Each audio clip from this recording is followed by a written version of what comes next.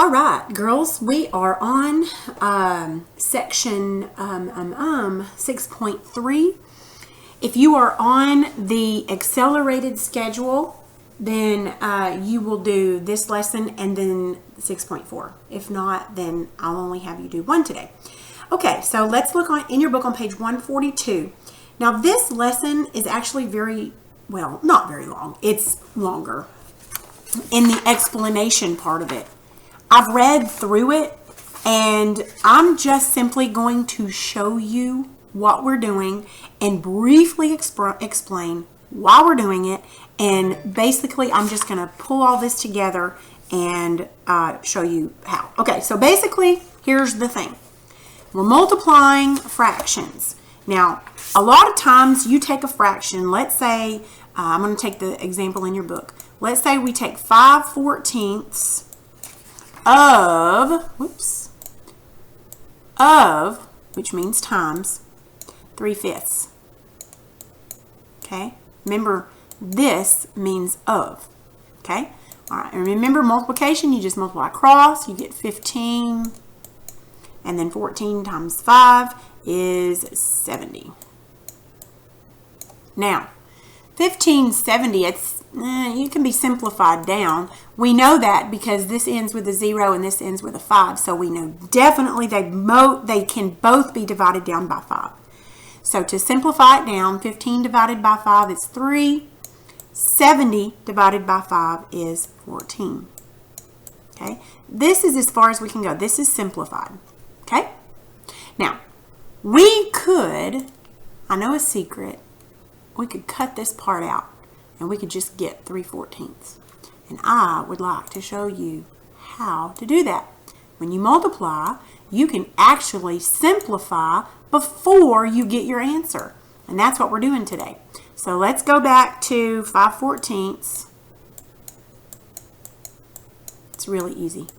Of 3/5. Now, make this a habit. And you can only do this with multiplication. Only with multiplication of fractions.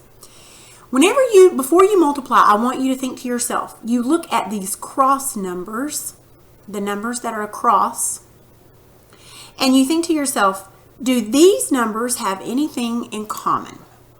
Okay, for instance, does 14 and 3 have anything in common? They do not, do they? Nope, they do not. Okay. So what about 5 and 5? Does that have anything in common? It sure does. It has itself in common. So what we're going to do is we're going to do division here. Okay? So 5 goes into 5 one time. 5 goes into 5 one time.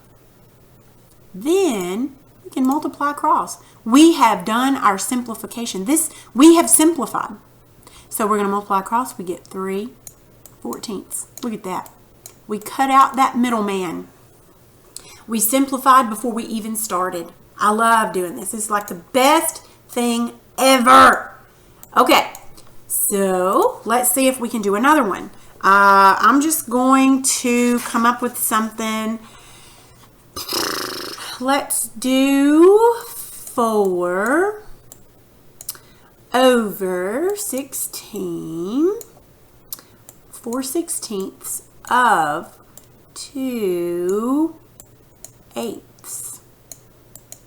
Now, we could multiply across and we would get 8 over some humongo, 8 over whatever, some big number. And then we'd have to multiply that down and simplify it because 8 and the number here we would get would be, they could multiply down.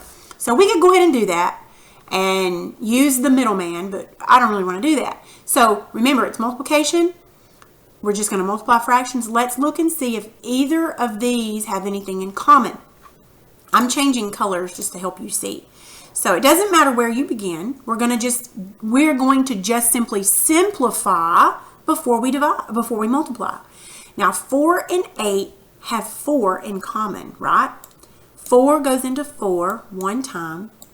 4 goes into 8 two times. Okay? What about 2 and 16? They have 2 in common. So 2 goes into 2 one time. 2 goes into 16 8 times. Now we're going to multiply across. We've simplified everything. 1 times 1 is 1. 8 times 2 is 16. There you go. We've simplified. Like I said, you can only do this with multiplication. Now, this whole section 6.3, goes into the explanations of why we do this, but basically it boils down to the fact that we just simplify before we multiply, rather than multiply and then simplify some humongo number down, which can lead into more, thought processes. But doing it this way, we're changing. Now I want you to take a look. We're changing 4/16 and 2/8.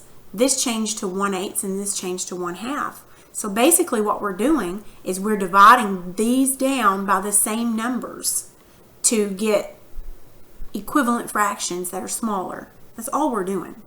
Okay, which gives us 1/16, which gives us our simplified answer.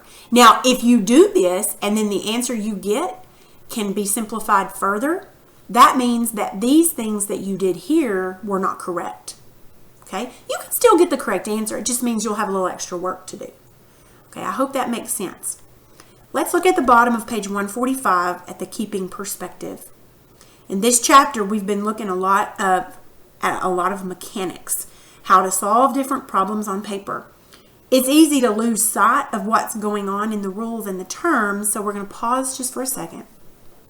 Simplifying fractions as we multiply them together is an example of how men used their God-given observational skills and ability to reason to find a time-saving method.